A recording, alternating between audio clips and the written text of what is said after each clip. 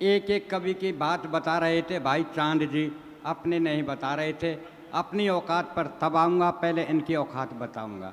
देखिए साहब, हम कवियों का आना जाना होता है।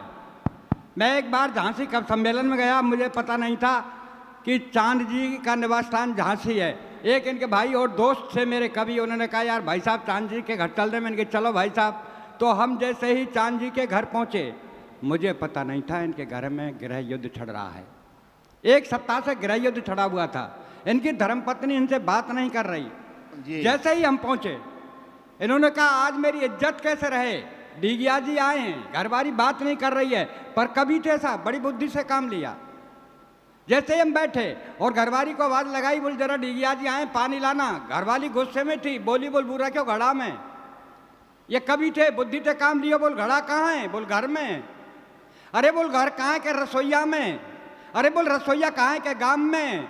बोल गांव कहाँ है, के गांव कहाँ है, के पंचायत में। अरे बोल पंचायत कहाँ है, के तहसील में। बोल तहसील कहाँ है, के जिले में। जिलो कहाँ है, के प्रांत में।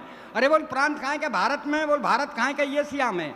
अरे बोल एशिया कहाँ है, के संसार में। बोल संसार कहाँ है, के पानी में। बोल पानी कहाँ है, के बूढ़े क्यों घड़ा में लादर पिवाद है। या की औकात है साहब जो कुछ। सही बात, बढ़िया। मैं आज का कवि हूँ साहब, आज की बात करूंगा, आज के अलावा दूसरी बात नहीं करूंगा। ये जितने कवि हैं सब पढ़े लिखे विद्वान कवि हैं। मैं गांव से निकला हुआ कवि हूँ, मात्र 5वीं पास हूँ। अगर कोई अल्फाज मेरे से निकल जाए तो साहब माफ़ करना। माफ़ के अलावा आप मेरा करोगे क्या? और ये जितने बड़े विद्वान कवि हैं, देखिए साहब, ये कह रहे थे मैं अध्यापक हूँ, ये कह रहे मैं डॉक्टर हूँ। पढ़ लिख के ने कोई तीर तो मार ना लियो, कर कबता रहे भाई मैं 5वीं पास कर रहा हूँ। मैं वो कवि हूँ साहब जो देखता हूँ वो लिखता हूँ। आज सुबह जब मेरे घर से चला तो मेरी धर्मपत्नी ने कहा कहाँ जा रहे हो। मैंने कहा आगरा।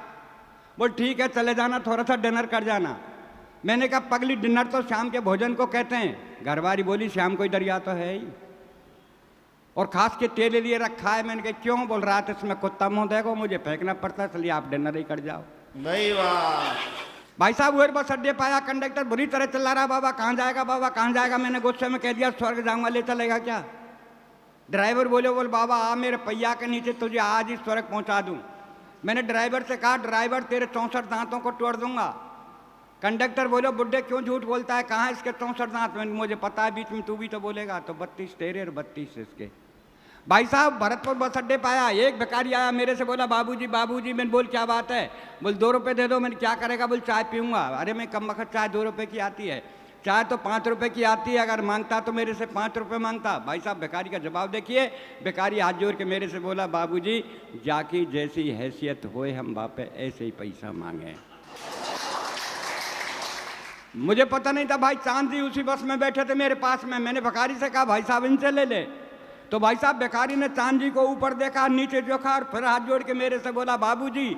मैंने के बोल क्या बात है? बोला खुदा ही भिखारी सो लग रहा है, हमको कहा देगो।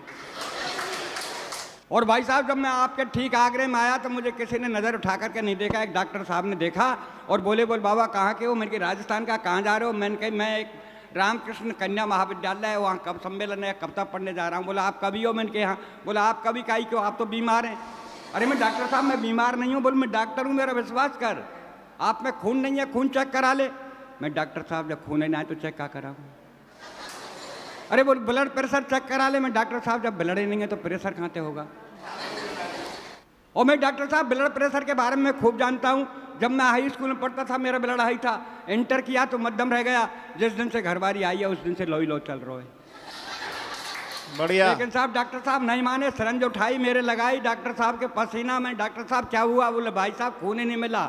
मैंने उस सिरंज को तोड़ा और मैंने कहा डॉक्टर साहब आपके बजाय तो हिंदुस्तान के मच्छर अच्छे हैं, जहाँ मुझे काटते हैं तुरंत खून निकाल लेते हैं।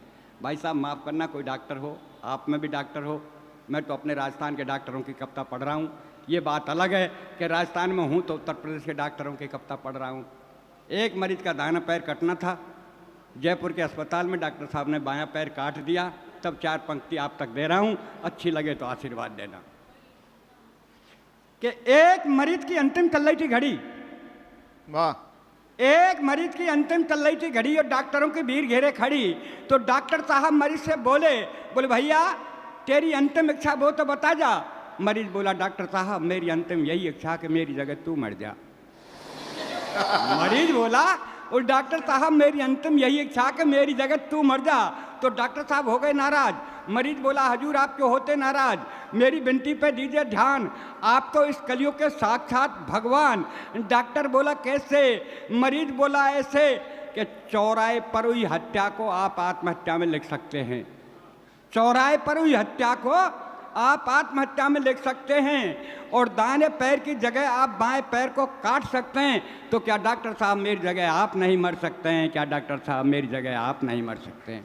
बहुत बढ़िया बाबूलाल जी, वाह। और मेरे भाई साहब चांद जी कह रहे थे साहब, एक बार इनको भी वोज की कविता लिखने का बड़ा शौक लगा, और वोज की कविता इतनी पढ़ने लगे कि एक बार झांसी में कवि सम्मेलन था, इनकी धर्मपत्नी वो कविता सुनने चली गई। ये वोज के कवि थे साहब, इन्होंने वहां कविता पढ़ना शुरू किया कि हम धरा बदल देंगे, हम गगन बदल देंगे। इनकी घरवाली श्रोतान में ठाड़ी है कि बोली बोल रंदे चड्डी बनियान बदले तो 15 दिन है, तू का धरा गगन न बदले को। इसलिए साहब अपन तो वोज बोझ नहीं लिखते, क्योंकि हमें बोझ ही ना है तो हम क्या वोज लिखेंगे। हम तो वो एक छोटे से देखते हैं जो लिखते हैं कि सुबह सुबह का वक्त मस्जिद की अजान और मंदिर की झालर कितनी लगती है प्यारी, सुबह सुबह का वक्त मस्जिद की अजान और मंदिर की झालर कितनी लगती है प्यारी, और चाय का प्याला लेके मेरी चारपाई के पास खड़ी घरवारी बोली अजी सुनते हो। सुबह सुबह का वक्त मस्जिद की अजान मंदिर की झालर कितनी लगती है प्यारी, और चाय का प्याला लेके मेरी चारपाई के पास खड़ी घरवारी बोली अजी सुनते हो। मैंने क्या सुन रहा हूँ, बहरा नहीं हूँ, बोल क्या कहना है कह दीजिए। बोले मैं कब की खड़ी हूँ, लो चाय पी लीजिए। मैंने कहा सुबह सुबह का वक्त है, राम रहीम का नाम लेने दीजिए, इस चाय को 10 मिनट बाद दीजिए। तो गुस्से में बोली कि 10 मिनट में तो ठंडी हो जाएगी। मैंने कहा कमबख्त तेरी उम्र 60 साल की है गई, तू अब तक ठंडी ना है पाई तो का चाय 10 मिनट में ठंडी हो जाएगी। मैंने कहा कमबख्त तेरी उम्र 60 साल की है गई, तू अब तक ठंडी ना है पाई तो क्या चाय 10 मिनट में ठंडी हो जाएगी। इतनी कहने पर गुस्से में तेज कमरे से बाहर आके बड़े जोर से रोने लगी, भगवान से प्रार्थना करने लगी, हे भगवान मेरी एक अर्जी है, आगे आपकी मर्जी है, मेरा एक थोड़ा सा काम कर दीजिए, इस संसार से मेरे पति बाबूलाल डीगिया को उठा लीजिए, मुझे विधवा बना दीजिए। इतनी सुनने पर अपन भी गुस्से में तेज बैग उठाया कमरे से बाहर। घरवारी बोली कहाँ जा रहे हो, भरतार। मैंने कि आत्महत्या करने। बोला आत्महत्या करनी है तो जल्दी कर लीजिए, ये भी आपके हित में होगा, और 4 दिन पीछे मरा तो तेरा दाह संस्कार नहीं होगा। मैं बोला कैसे। घरवारी बोली ऐसे कि मैं देख रही हूँ ये पर्यावरण का सीजन, और जब खाने पकाने को नहीं तो तुझे जलाने को कहाँ से लाऊंगी ईंधन, तुझे जलाने को कहाँ से लाऊंगी। और मैंने कहा तू मेरा ईंधन की फिक्र मत कर, तेरा ध्यान किधर मैं समझाता हूँ, आओ इधर। ठीक मेरे मरने के बाद शमशान घाट जाना और 5 हीटर रख के चली आना, बेटे को समझाना, बेटे जाना बटन दबाना, पापा को जला के घर चले आना। वो ठीक है, तेरे मरने के बाद शमशान घाट जाऊंगी, 5 हीटर रख के चली आऊंगी, बेटे को समझाऊंगी, बेटा जाएगा बटन दबाएगा, तुझे जला के घर चलाएगा। पर एक बात बता, तू जलने के बाद पता नहीं स्वर्ग या नरक जाएगा, पर इस महंगाई में जो 5-5 हीटरों का बिल आएगा उसे का तेरा बाप चुकाएगा, उसे का तेरा बाप चुकाएगा। जरा बेटी बहन बेटी बैठी हैं, एक छोटा सा व्यंग। परसों के रोज मेरे एक मित्र का कार्ड आया और उसकी बेटी की शादी, उसमें मुझको बुलवाया, लिखा भैया आना, आपके बस की कुछ ना हो तो केवल कन्यादान कर जाना। भैया आना, आपके बस की कुछ ना हो तो केवल कन्यादान कर जाना। मैं 5 बर्तनों का सेट 11 रुपया नेट लेकर रवाना हुआ। वहाँ देखता हूँ बहन बेटियों का ताता, कोई आता कोई जाता।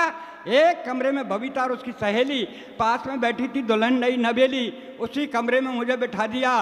तो एक सखी बोली कि बहन तू पराई हो गई, और पराई का नाम सुन के सरोज रो गई।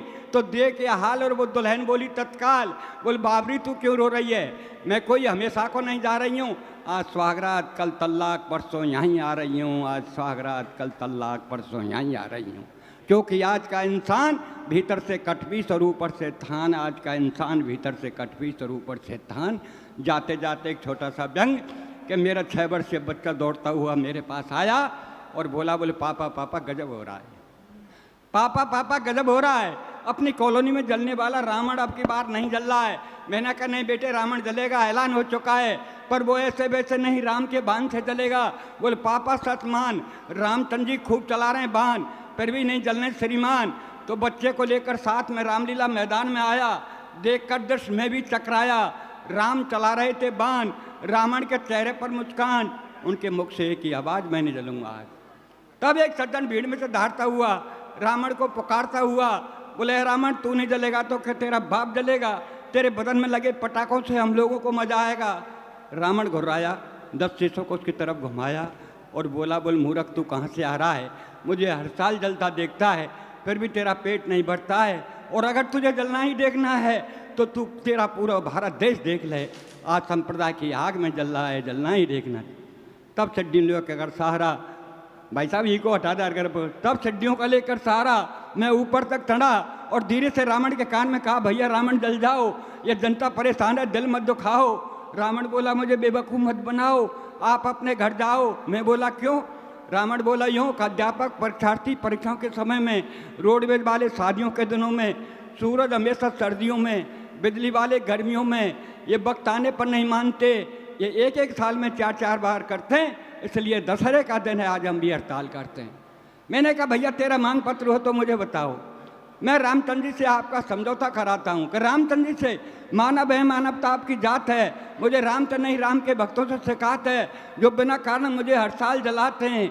अगर तुम्हें जलाना है तो दहेज के दानव को जलाओ, और भी जलाना है तो इस कुर्सी की खातिर जीने बनने वालों को जलाओ, और भी जलाना है तो अपने स्वार्थ हेतु वतन के बेचने वालों को जलाओ, और भी जलाना है तो कन्या का जन्म लेने से पूर्व पेट में मारने वाली बेटी के हत्यारे बाप को जलाओ, ऐसे हत्यारे बाप को जलाओ, ऐसे।